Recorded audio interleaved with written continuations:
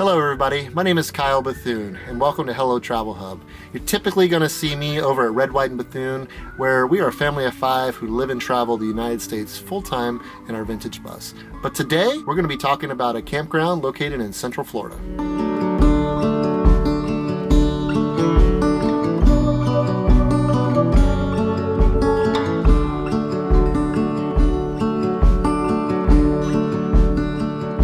Today we're going to be giving you a quick review on Thousand Trails Peace River, located in Wachula, Florida.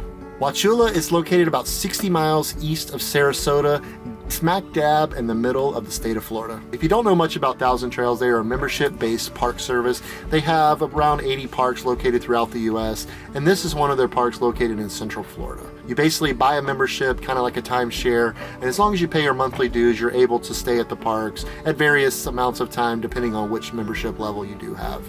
The particular park we're at today, Peace River, was highly affected by Hurricane Ian last summer in Central Florida. It flooded the lower half of the park because, again, we are on Peace River, which perimeters a good portion of the park, and the water rose substantially and flooded a lot of the sites. So I would say right now they're probably running at close to less than half capacity.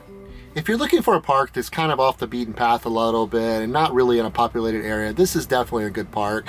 You're really close to the small town of Wachula, which is relatively small. They do have a Walmart and a couple other grocery stores, but to get to a large city, you're probably close to an hour away from, like I said, from Sarasota, which would be probably your closest larger town.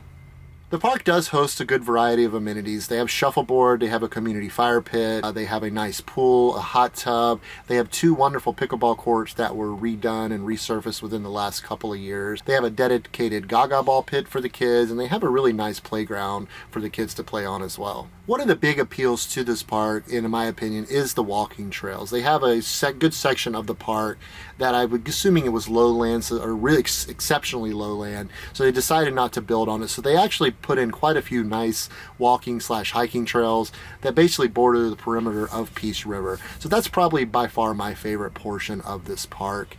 Along with the woods, the pool is very nice. We actually got in the other day and the water temperature was absolutely perfect. A lot of RV parks, especially around the winter time or just after winter, the water is freezing. This one was absolutely perfect. I would say probably in the mid 80s, so we had a great time. Spent an hour in the pool, really loved it.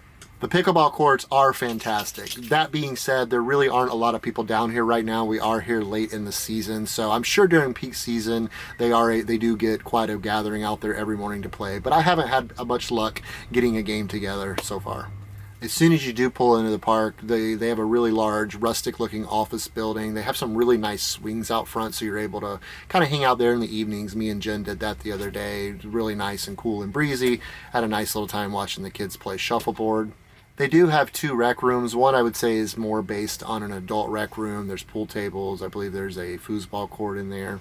They have another one that's in like a portable building. It seems to be based more towards kids. They have some different activities in there. They do have a poker table in there though, so I'm assuming they do hold some poker nights in there as well. This is our second visit to this park. We were here in early 2021 and we're back here again early 2023. Back when we were here in 2021, the park was jam-packed. I mean, there was people everywhere, a lot of activities going on every day. Right now, like I said, probably half the campground is still down from Hurricane Ian. So I would say it's probably running about half capacity, but it's still been a nice experience overall.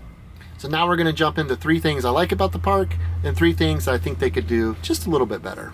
Let's start with the likes. Number 1, I do like the location. It's kind of off the beaten path a little bit. There's not a lot of traffic. You know, it is a little noisy, but it's out here in the middle of nowhere, and it's kind of nice to get away from that especially when you're in Florida.